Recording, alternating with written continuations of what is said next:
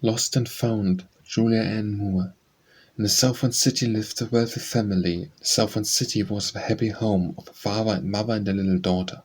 In peace and contentment they lived alone. But one summer evening there happened a misfortune which caused the parents to weep and mourn.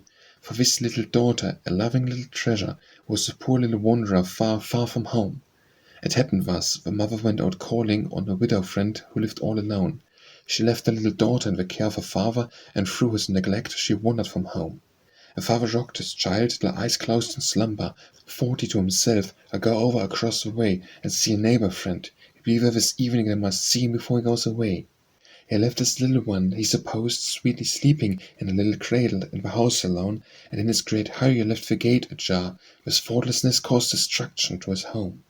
Soon after he was gone, she awoke from her slumber, poor child. She then found herself all alone, for no one was there, no one heard her weeping as she wandered away far, far from home.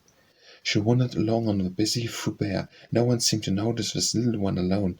She wandered down Broadway till the little feet were tired, this poor little wanderer far away from home.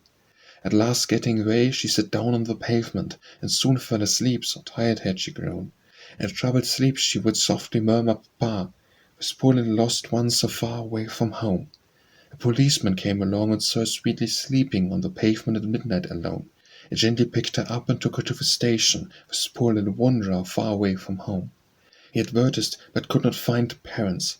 At last he took her to the orphan home, where she lived till a farmer in the country took her to live with him, this wanderer alone.